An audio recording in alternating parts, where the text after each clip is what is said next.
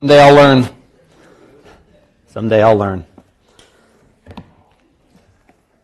want to do a couple things first, a couple announcements. So for the Hapgood family, remember, we're sending out emails on a regular basis. So if you don't have the email and you want to be on the list, please let Brad know. There is a meal train that's set up, and the link is online in the email. So if you would like to do that, please do. I know that there was some family members in town, so I think they were going to wait on any visiting that might take place to give the family some time together, some of Kathy's sisters. And also, we're just basically letting Bob know that he kind of has an indefinite sabbatical for now. We want him just to concentrate completely and entirely on his family. And so we just want him to be able to spend as much time as he can and do all that he needs to do to really be able to be present there and just focus there. And so we've talked to him about that and wanted you guys to know as well. A couple other needs I wanted to mention. That, yeah.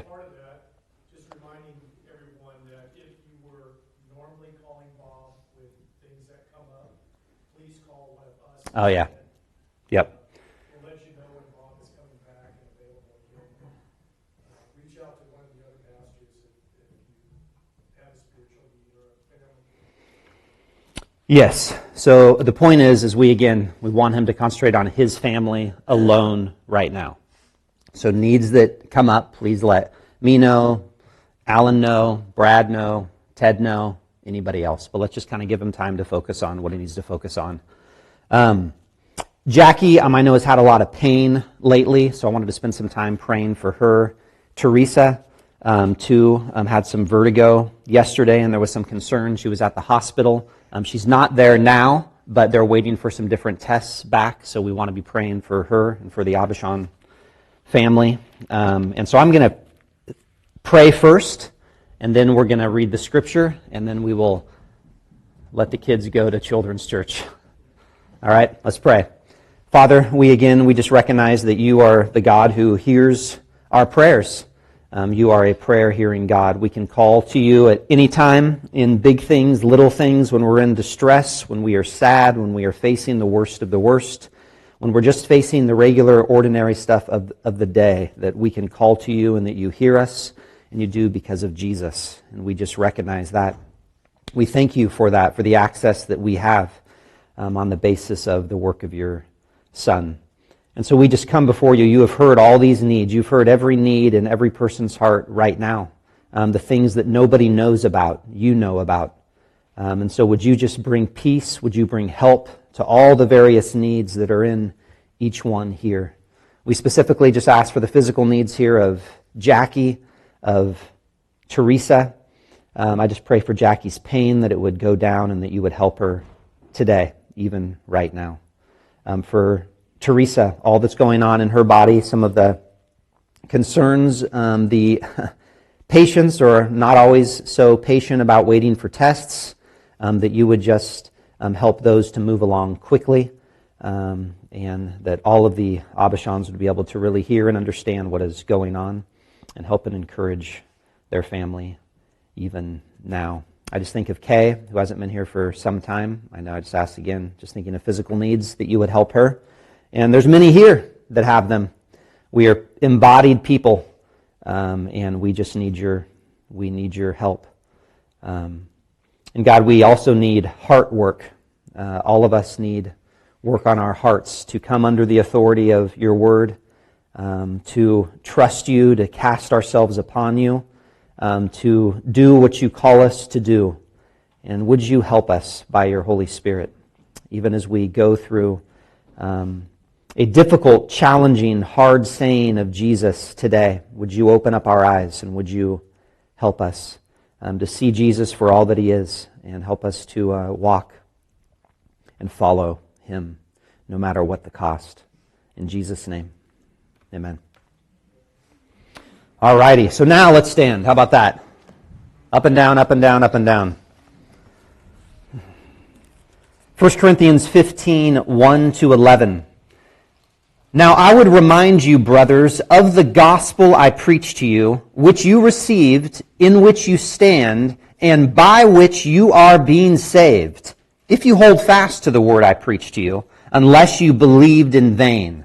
For I delivered to you as of first importance what I also received, that Christ died for our sins in accordance with the Scriptures, that he was buried, that he was raised on the third day in accordance with the Scriptures, and that he appeared to Cephas, then to the 12.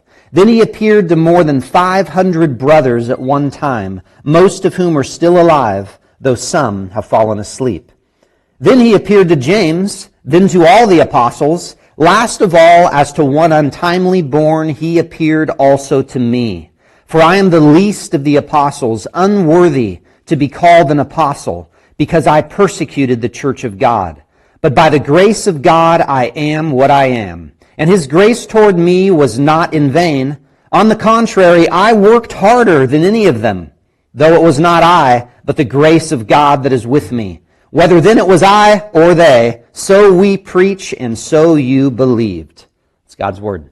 Amen. You can sit down, children. You can run or preferably walk. It's a children's church.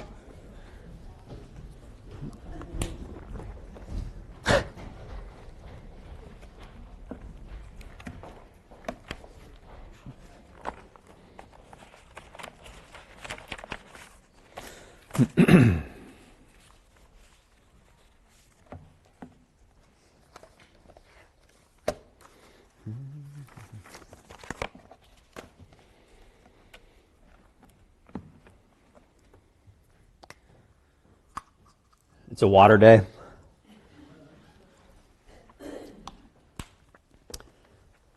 Well, last week I mentioned that we should read the Bible like we do a fictional story.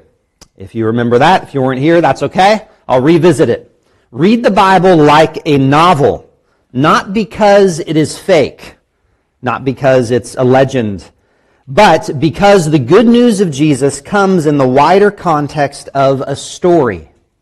Bible-believing Christians can forget this. We all can forget this. We get accustomed to propositions, to things like statements of faith, statements of belief, and we can neglect the storyness of Scriptures.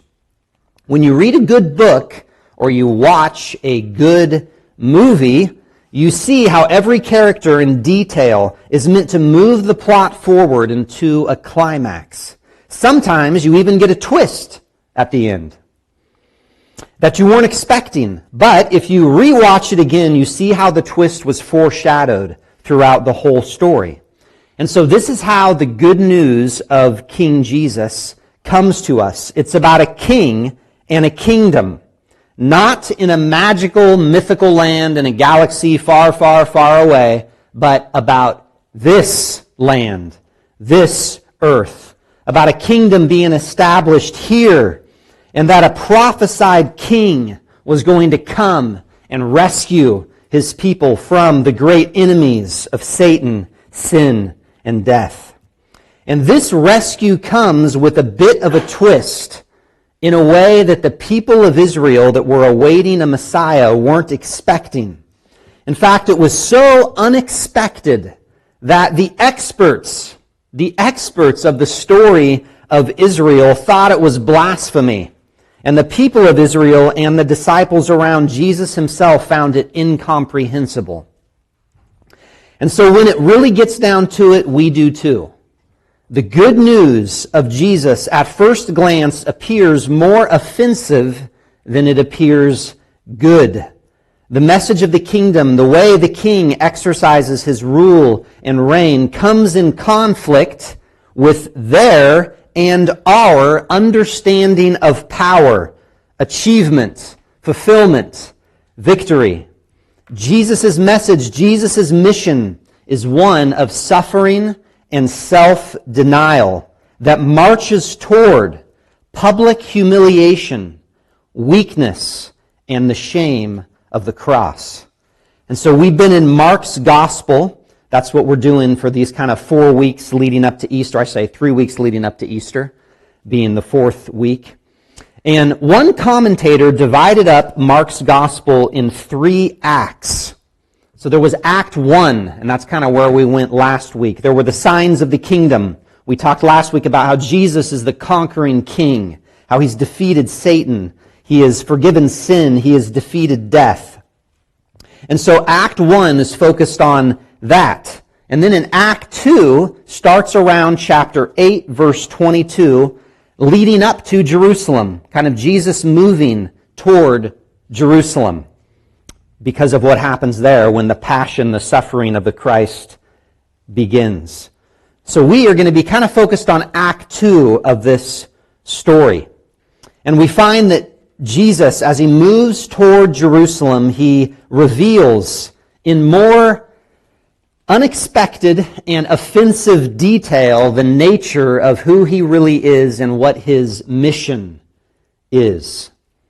So, we're going to be in Mark 8, and we're going to bounce around a bit. Mark 8, 22. We're just going to kind of walk through it.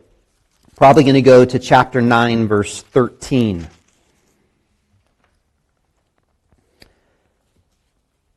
So if you have your Bibles, look at verse 22.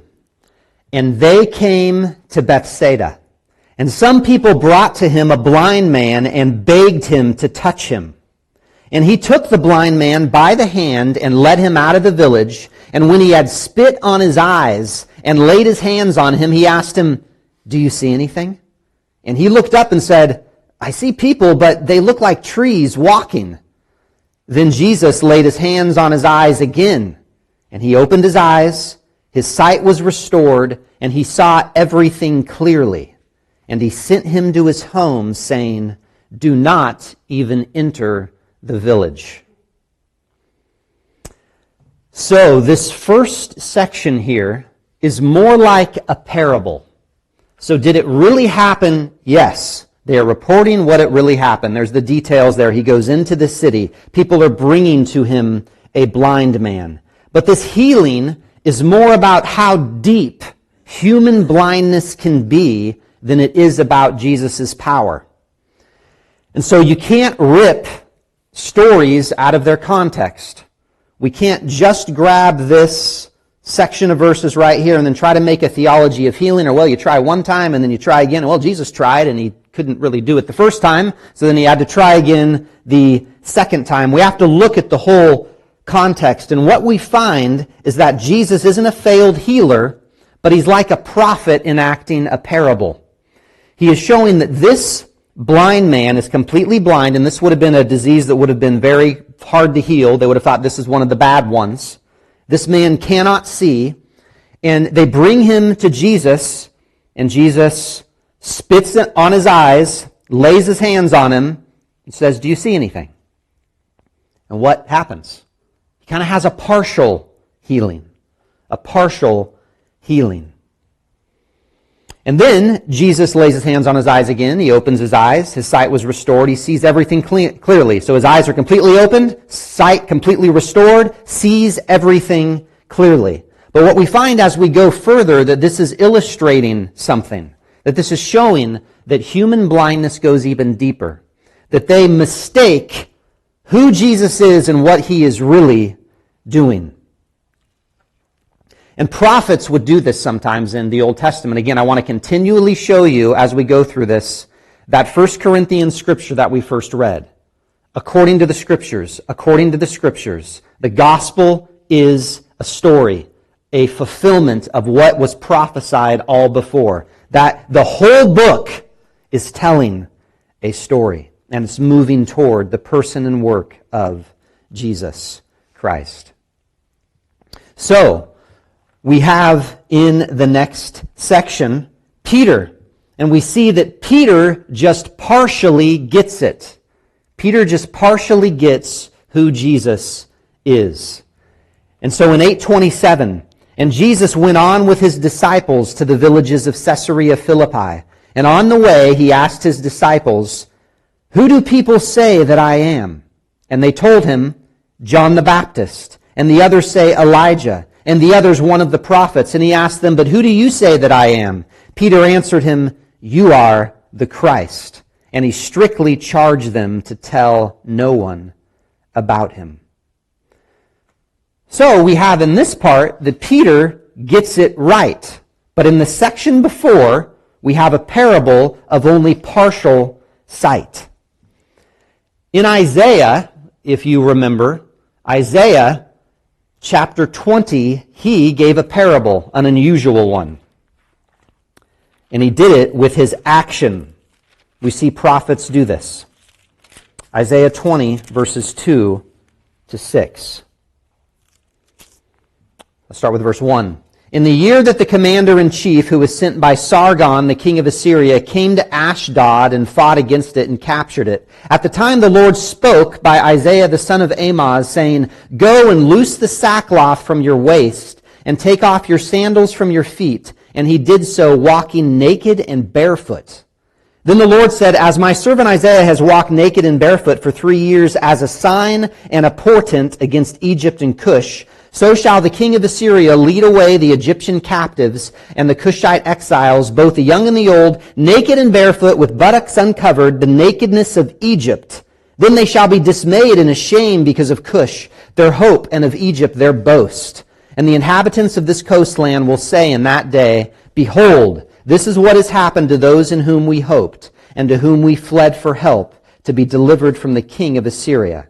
And we, how shall we escape? So, for a long time, God has Isaiah do something very unusual, unexpected, to show them what they are like and what was going to happen.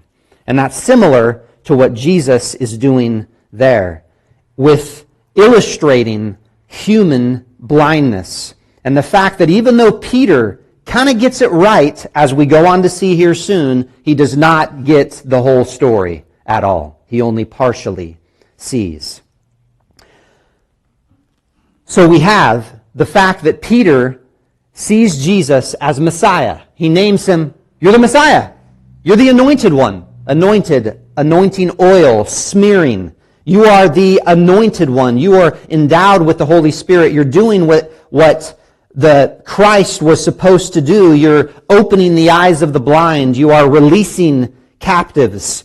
He gets a piece of it right, but his understanding of what that means is more like a blind man seeing trees shaped instead of people, because of what happens in the next set of verses.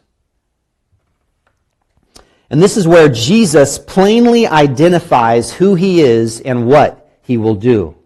Look at verse 31.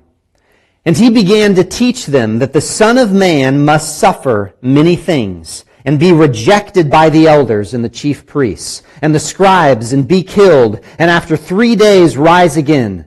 And he said this plainly. And Peter took him aside and began to rebuke him.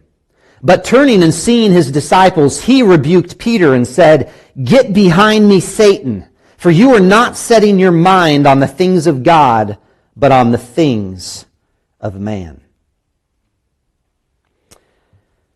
And so remember, like I've been saying, the whole story matters. Jesus' use of the term Son of Man throughout this whole section, it happens here and then he goes on to use it more, is a section from Daniel. It would have made Peter think of a specific passage, Daniel 7. It would made him think of what messiahs are supposed to do, what the Son of Man is supposed to do. Again, go back to that prophetic book of Daniel, in Daniel 7.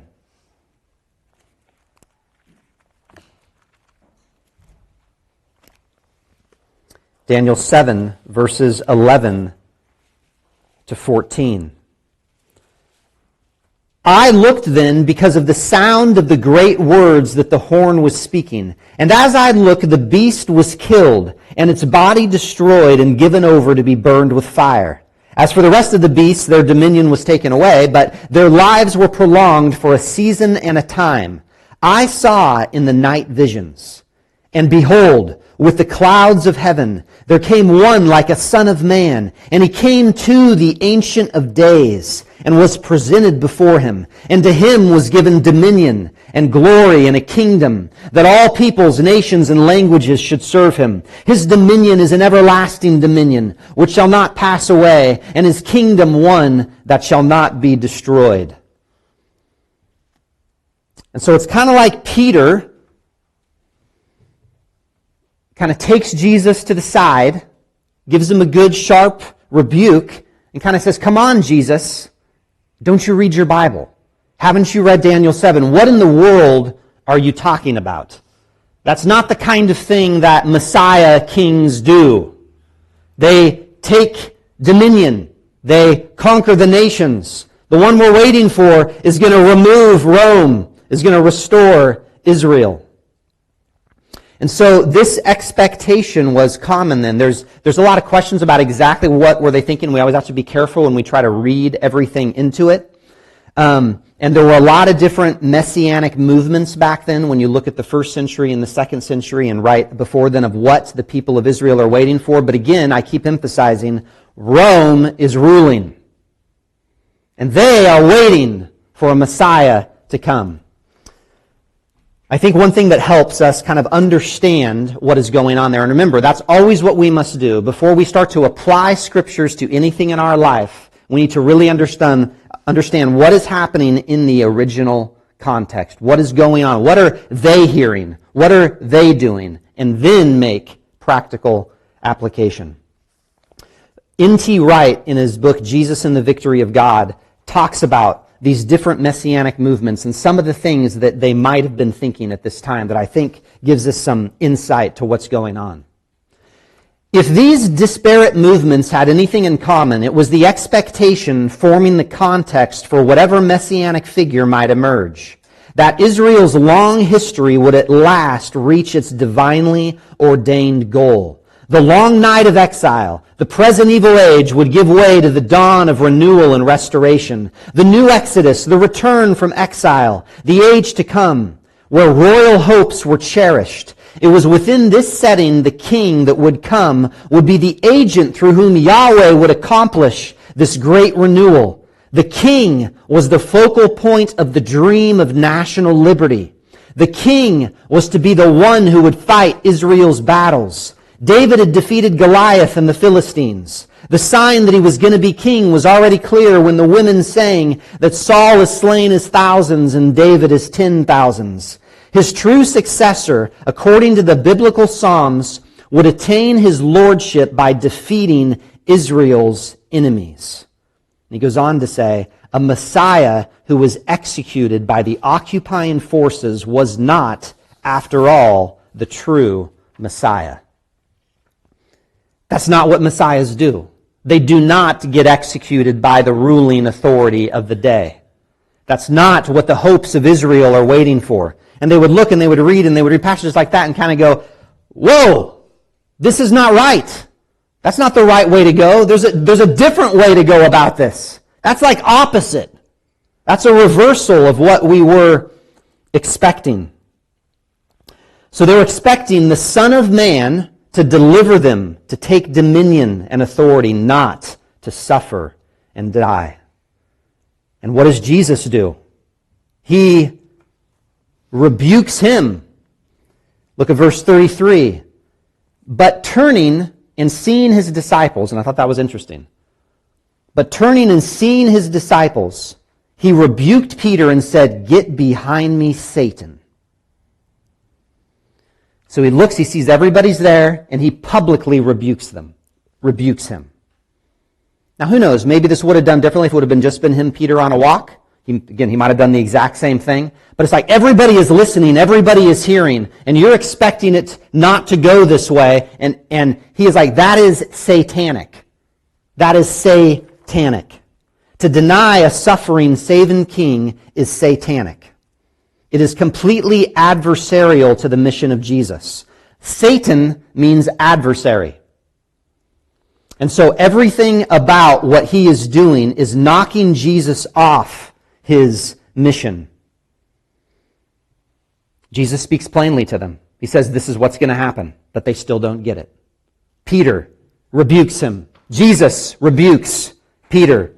Why is all this happening? Was that, well, you got part of it right. You're like a blind man. You see the trees. Yep, you're the Messiah. Good job, Peter. But you don't really get what the Messiah is actually going to do. Bad job. Satanic insight. False. And so again, like we've been seeing in 1 Corinthians, we see that the divine perspective, the divine way of doing things is radically different than the human way of doing things. It is considered foolishness, ridiculous. It does not make sense. Now, you could say, well, wait a second, I thought you said that this is like a story, it's kind of like a movie, there's foreshadowing, so they didn't really get this. Were there any other hints in the Bible about this king? And there's like things in Numbers, there's going to be a ruler, there's like a star, scepters, all this different prophetic imagery. Think about Christmas time, unto us a child is born, the government's going to be on his shoulders, all these things that they're thinking and expecting. But there's also hints, but the way in which this is going to be achieved is different. And that also happens in the biblical story. It even happens in Daniel. Think about the book of Daniel. What happened with Daniel? He went into a lion's den. What happens in lion's dens? You get ripped to shreds. You die. Daniel enters the den of lions. The king is upset. The king runs to the tomb expecting him to be dead. Daniel cries out, kind of like he's lifted out of the tomb, like rising again. And there's this imagery of, hey, the faithful one suffers. The faithful one goes in the den and dies. But he doesn't. Well, Jesus dies. In that story, Daniel didn't actually die. He rose again. But it's a hint. It's a foreshadow of this is the way things are going to happen in the future. Same with Isaiah 53. Most of us, if you've been in church any time, know that's a popular Old Testament passage. We need to read the whole thing. We need to know the whole thing. But certain ones kind of get highlighted. And Isaiah 53 is one. What do you have? You have the suffering servant. The suffering servant. Let's just look at that briefly so we can remind ourselves of the story, so we can see the foreshadowing.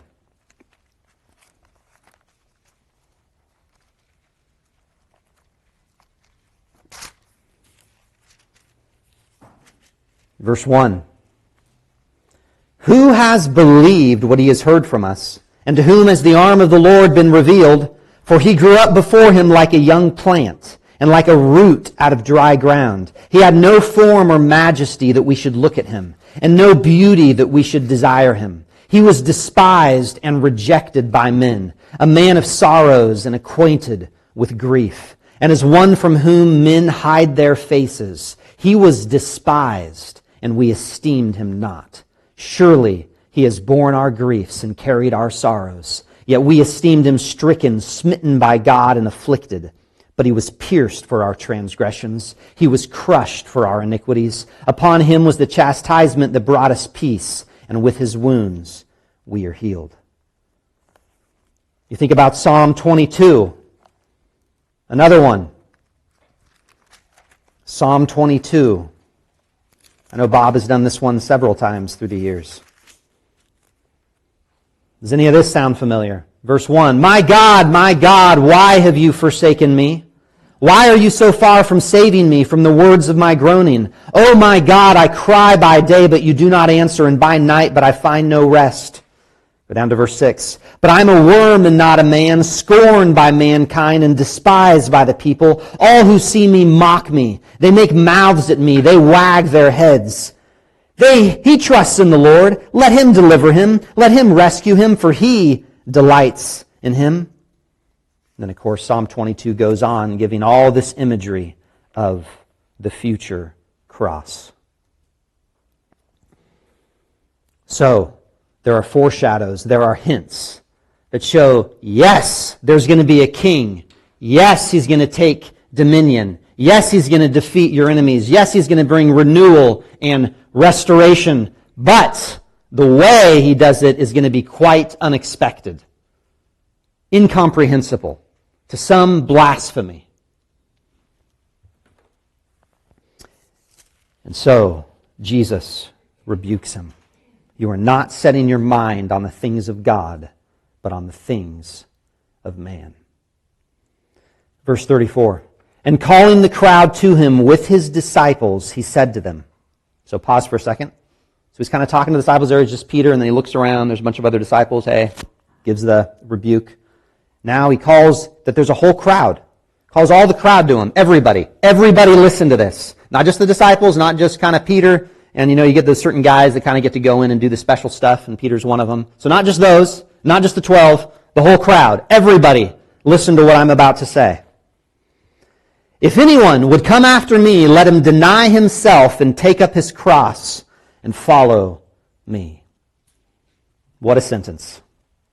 What a call. The call to everyone. So what's the word? Anyone. I got everybody in front of me. Anyone, everyone, all of you. If any of you want to follow me, this is what you have to do. Take up your cross and follow me. One translation of the Net Bible points out that it probably shouldn't say, let him deny himself like it does in the ESV. That the words that he's using is more forceful. It's a forceful command. It's must deny. Not so much like let him deny, like kind of let, permissive, let him do that. No, must deny himself. That it's an imperative. It's a command. And so it's supposed to land on us in that way. And then we have this imagery of taking up his cross. Taking up his cross.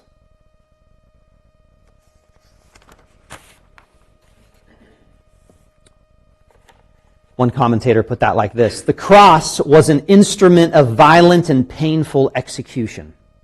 To take the cross was to carry the horizontal beam of the cross out to the site of execution, generally past a jeering mob. In rhetorically strong terms, Jesus describes what all true disciples must be ready for. If they follow him, they must be ready to face literal scorn and death, for they must follow to the cross. So not just that you might be executed, you're going to carry that cross on your back up to the place of execution. So this is public shaming. Public shaming. Humiliation past a jeering mob. And Jesus is saying, hey, you want to follow me? Guess what you got to do? You got to deny yourself. You got to take up your cross. All that imagery would be foolishness to them. That's not what messiahs do. That's not what we're in this for. We want the kingdom now. We want Rome out of here. And he's calling them to that kind of life. Verse 35 to 37. For whoever would save his life will lose it. But whoever loses his life for my sake and the gospel's will save it. For what does it profit a man to gain the whole world and forfeit his soul? For what can a man give in return for his soul? So here you'll notice, if you have an ESV, there's a little footnote by life. You look very down at the bottom. The same Greek word can mean either soul or life, depending on the context. Twice in this verse, and once in verse 36, and once in verse 37. So it's the same word. Soul and life. It's life. It's the same thing. We got to be careful with that word soul. Sometimes we think weird things. The soul is not the animated, sparkling star beam underneath your skin that shoots to the sky when you die. Okay? That's not what the soul is. Sometimes we have the sense of it's immaterial. It's kind of this magic stuff that we have. The word here is for all of human life. Here's another scholar. Some English translations unfortunately obscure this by translating the Greek psyche as life in verse 35, but soul in verse 36 to 37. In Hebraic thought, the soul is the life. Hence, what is referred to is not the immaterial portion of one's being. Rather, it includes all that is human. All that the world can offer is not worth life itself. So if a person gains the whole world and loses his true life, he's not made a profit but a loss. And if he discovers he has made a big mistake by engaging in that transaction, there's no way back for him, as what he has gained is of a lower value than what he has lost. He has irretrievably lost himself. So this is everything. It is life. Whoever would save his life will lose it. Whoever loses his life for my sake in the Gospels will save it. For what does it profit a man to gain the whole world and forfeit his life? For what can a man give in return for his life? And so we have to think about that Jesus is calling for everything. Absolutely all of us. Not just kind of the immaterial soul disconnected from who you are as a person and your emotions and your mind and your body. He's saying the whole thing. All of it. Everything that we are. All of our life. So Jesus is not an accessory.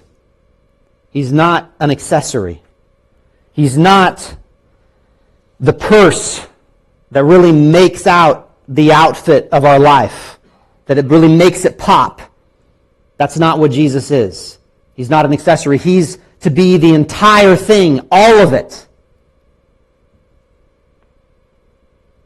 He's to be the controlling center. And we just can't get over this cross-bearing, self-denying call. I can't think of a much more antithetical thing to say to an American. To us. Deny yourself. That's the call. That's what Jesus said. Certain parts of Jesus we can just kind of run to. This one, yeah, not so much. But this is at the very center of who he is and what he was to do. And this is at the very center of what it means to be a follower of Jesus. That he's to be king. That he's king over our whole life. He's king over the whole world, the whole earth. Everything is about him. He is king. There should be no other rivals. That we may, in fact, face social humiliation. And so he's literally saying that. Sometimes in our culture, we live in America, freedom of religion, all that kind of stuff. We've got to remember that in a lot of places, following Jesus is potentially and in actuality, literally giving up your life. And so we can't just move to the metaphor here and to just kind of the daily stuff first. We really got to let that sit. And I think when this was written too, one person was talking about how this was around like Nero's reign when this would have come out. Persecution was real. So this would have also been encouraging. Oh, that's right. Jesus said this to us. I can endure persecution. I can make it through because he's life. He's everything. This is what he called us to do. And so we do need to know that that's what it is saying. Your life is the call.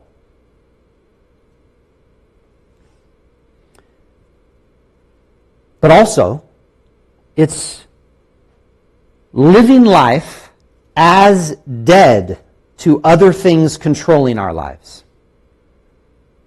So again, we live in a world that exalts the self, desires, all that. You don't tell me what to do. I do what I want to do.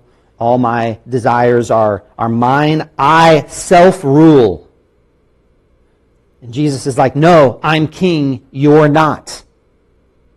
You cannot follow me and have that attitude continually. That is not Christianity.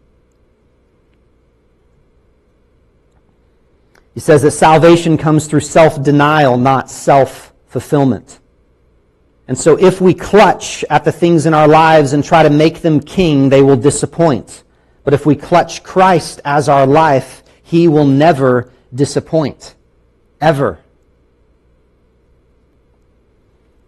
I thought there was one good picture of this. It wasn't about cross-bearing, so to speak, but I think it's a helpful picture. Some of us kind of go, wait a second, well, I probably not, could happen, but I probably won't go to work tomorrow and potentially face execution because I believe in Jesus. Okay? That's the call to be prepared for that. But, so with these kind of verses like, so now I got to go coach a basketball game pretty soon. and you got to go do whatever you're going to do. Maybe you're going to eat some lunch, take a nap, do whatever you do in just the ordinary way of life. So ordinary, every day, this is still the call. Deny yourself, take up your cross, and follow Jesus. So how do we do that? And I think that this was helpful. Let me take the edge off by giving you an illustration of what death as a way of living might be like. The temptation, of course, is to imagine it as a doing of nothing at all, a profound quietism, a deadly, boring wait for death itself, finally to turn up and end the nag. To help you get around that view, I want you to hold out your right hand. Hey, let's do that. Let's get charismatic in here. Hold out your right hand, palm up, and imagine that someone is placing one after another all sorts of good gifts in it. Oh, good job, Janet. Nice movement there. Make the good things whatever you like. M&Ms, weekends in Acapulco, winning the lottery, falling in love, having perfect children, being wise, talented, good-looking, and humble. Besides, anything. We don't have to keep holding out our hand. That's okay. You guys can if you want. But now consider, there are two ways your hand can respond to those goods. It can respond to them as a live hand. Try to clutch it, to hold on to the single good that is in it at any given moment, thus closing itself to all other possible goods. Or it can respond as a dead hand, in which case it will simply lie there, perpetually open to all the goods and the comings and the goings of their dance. When I talk about being dead accordingly, I have in mind not the absence of interest in the dance of living, but the absence of clutching at our partners in the dance. Not dancing, if you will, but not trying to stop the dance. In a way, that's nothing more than gurus and spiritual advisors the world over have been saying for millennia. But it also, I think, quite specifically the way the gospel invites us to live. Jesus obviously was not without an interest in his life. His reputation as a glutton and a winebibber was not gained by sitting at home, eating tofu, and drinking herb tea.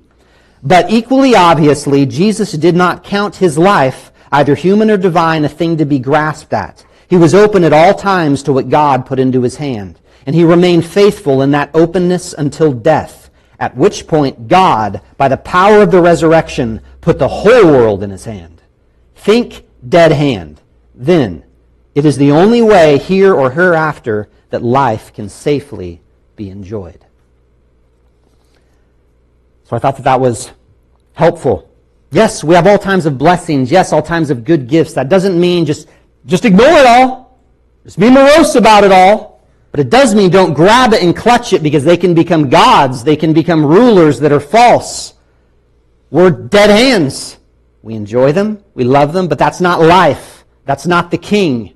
Jesus is king.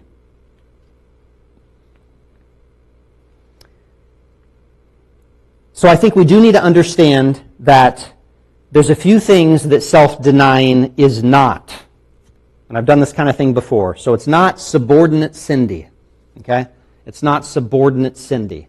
Sometimes you can just have a view that, well, we just submit to every kind of bad thing that happens. We can put ourselves in really bad situations, just kind of keep going with it. We're followers of Jesus. Nope, sometimes you can actually work for justice. You can get out of really bad, violent, abusive situations. So it's not just saying deny yourself in a way that's just saying, well, I'm just going to take a beating all the time. That's not what he's saying. It's also not self-pitying Sam. We've talked about him before. Just the guy that just beats himself all the time up about his sin, morose, sad, passive-aggressive, all of that kind of stuff. That they go, oh, bear my cross, I got to go to work, I got to do this, got to do that, got to repent of my sin. That is not cross-bearing. We use that, that we just bear our cross. It's our cross to bear. That's not at all what it's talking about. That's like the opposite. Remember what the image of the cross is. It is not that. That's a lie. It's not ascetic Aaron. It's not ascetic Aaron. Just, therefore, I'm just going to deny everything good, like the joke about tofu and all that. I'm just going to ignore all the good stuff of life, because real spirituality will cut off all the good things in life and not enjoy them and just be a big bummer to everybody and a party pooper. That is not also what Jesus is calling us to. He's calling us to recognize that he is king He is calling us to recognize that at times, suffering in the form of persecution, different things may come. It may come. We might even lose our life. That'll show who our king is. But it's also not saying just to walk through life beat up all the time. No. We can walk through life knowing we got the king. And he's the conqueror. And he's defeated all of our great enemies. So, yes, we can enjoy life. And yes, we can deny self and self-rule because he's king.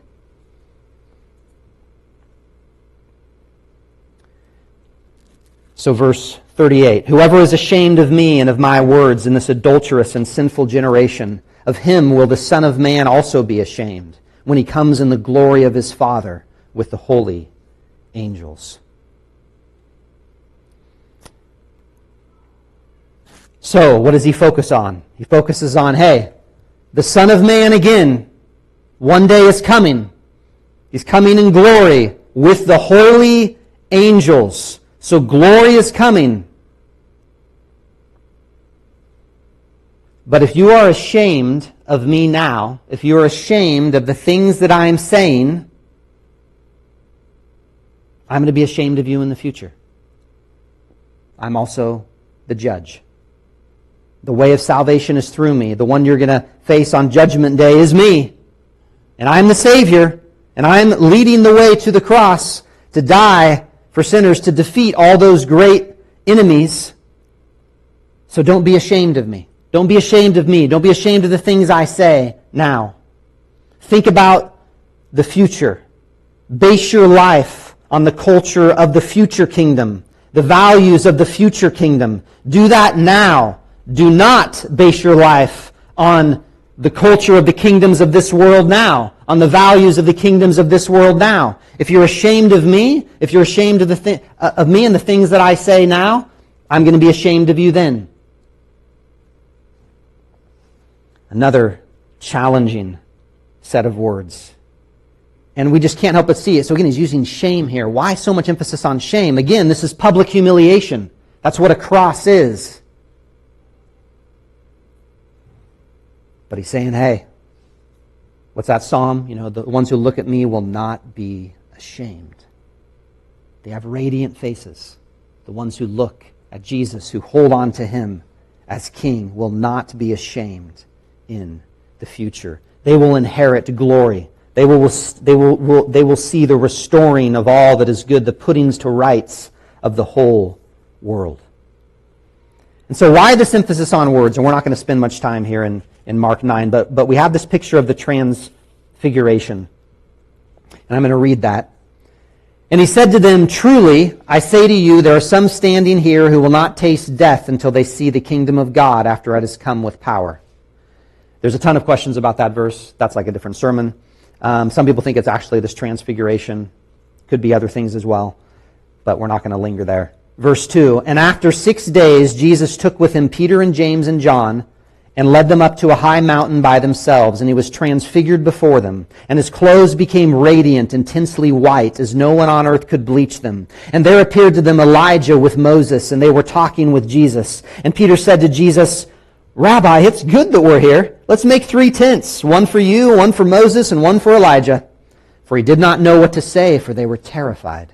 And a cloud overshadowed them. And a voice came out of the cloud, this is my beloved Son, listen to him. And suddenly, looking around, they no longer saw anyone with them, but Jesus only. And as they were coming down the mountain, he charged them to tell no one what they had seen until the Son of Man had risen from the dead. So they kept the matter to themselves, questioning what this rising from the dead might mean. And they asked him, why did the scribes say that at first Elijah must come? And he said to them, Elijah does not come first to restore all things. Elijah does come first to restore all things. And how is it written of the Son of Man that he should suffer many things and be treated with contempt? But I tell you that Elijah has come, and they did to him whatever they pleased, as it is written of him.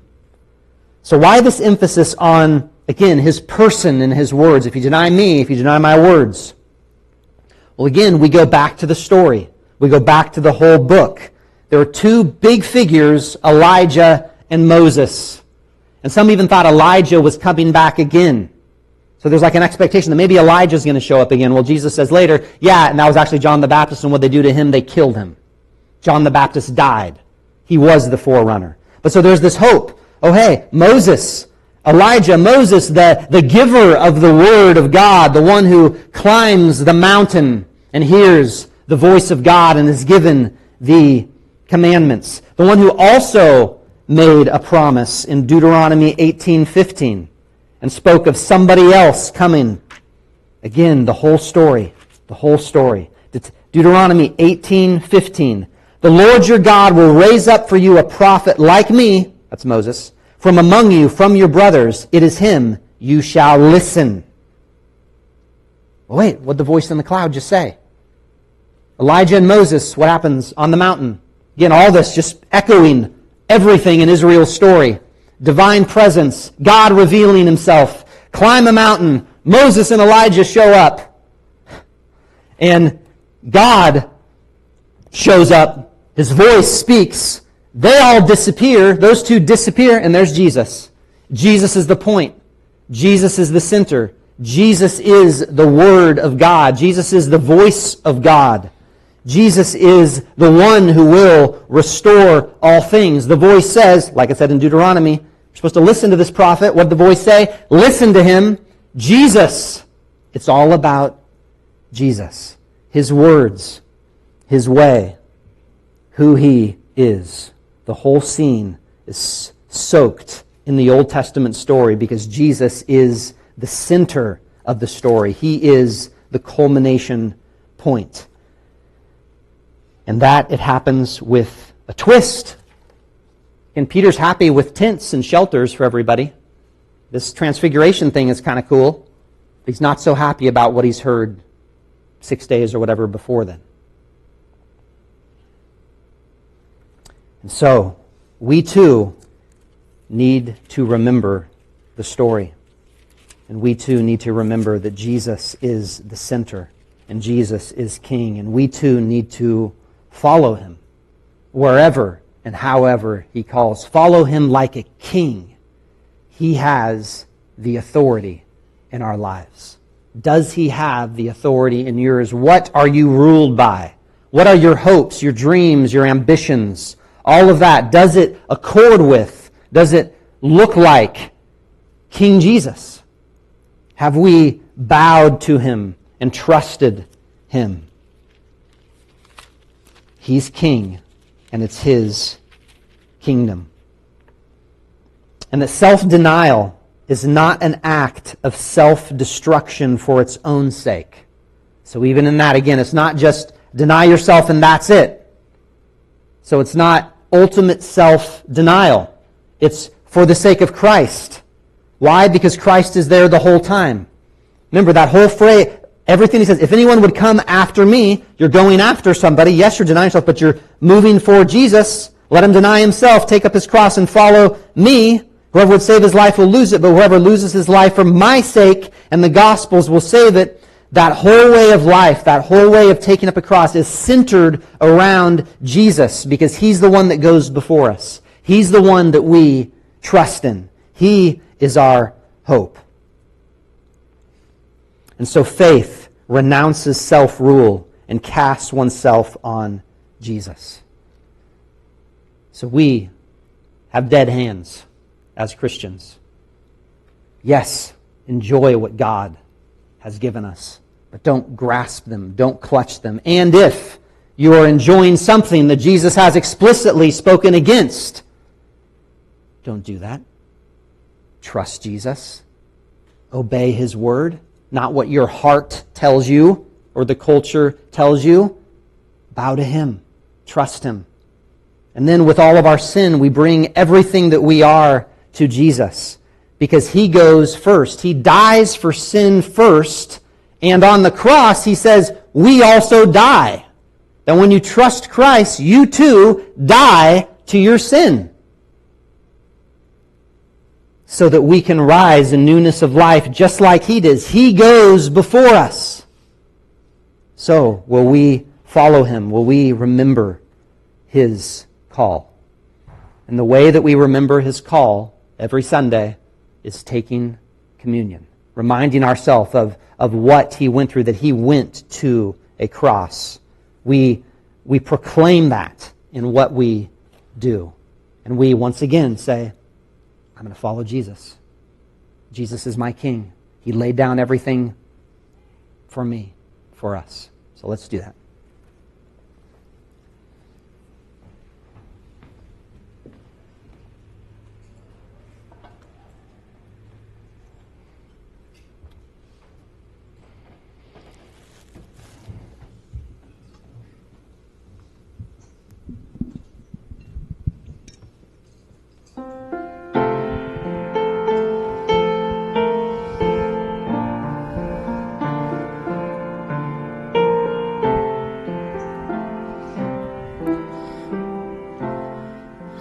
On a hill far away stood an old rugged cross, the emblem of suffering and shame.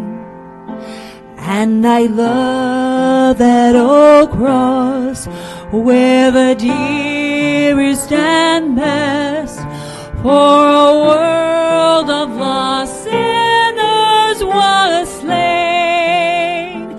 So I'll cherish the old rugged cross till my trophies at last I lay down. I will cling to the old rugged cross and exchange it someday for a crown. Oh, the old rugged cross, so despised by the world, has a wondrous attraction for me. For the dear Lamb of God left his glory above to bear it to dark Calvary. In the old rugged cross, stained with blood so divine, a wondrous beauty I see. For 'twas on that old cross Jesus suffered and died to pardon and sanctify me. So I'll cherish the old rugged cross till my trophies at last I lay down. I will cling to the old rugged cross and exchange it someday for a crown. To the old rugged cross I will ever be true, its shame and reproach gladly bear. Then you'll call me someday to my home far away, where his glory forever I'll share. So I'll cherish the old rugged cross till my trophies at last I lay down. I will cling to the old rugged cross and exchange it someday for a crown.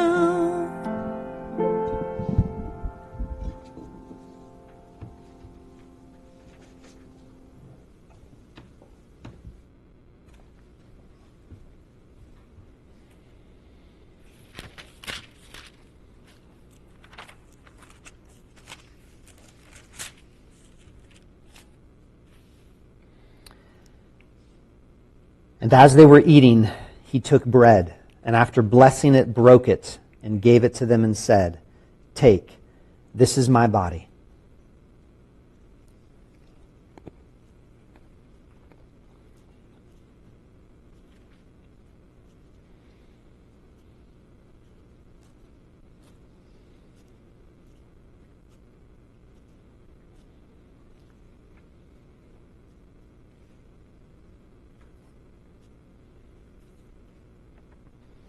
And he took a cup, and when he had given thanks, he gave it to them, and they all drank of it.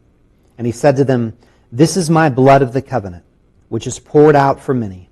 Truly I say to you, I will not drink again of the fruit of the vine until that day when I drink it new in the kingdom of God.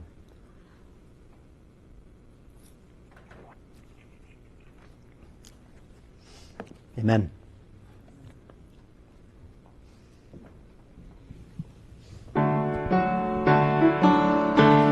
Please stand.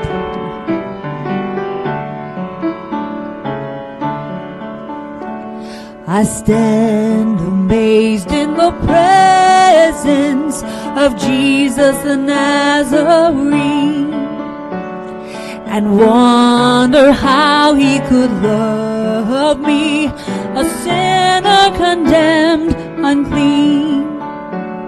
For me it was in the garden, he prayed, not my will but thine. He had no tears for his own griefs, but sweat drops of blood for mine. Oh, how marvelous, oh, how wonderful, and my song shall ever be. Oh, how marvelous, oh, how wonderful is my Savior's love for me.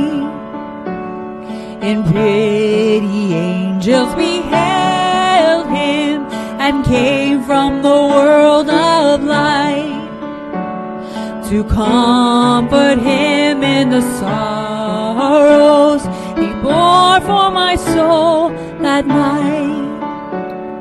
He took my sins and my sorrows, he made them his very own. He bore the burden to Calvary, and suffered and died alone. Oh, how marvelous, oh, how wonderful, and my song shall ever be. Oh, how marvelous, oh, how wonderful is my Savior's love for me. When with the ransoming glory his face I at last shall see, 'twill be my joy through the ages to sing of his love for me. Oh, how marvelous, oh, how wonderful, and my song shall ever be. Oh, how marvelous, oh, how wonderful is my Savior's love for me.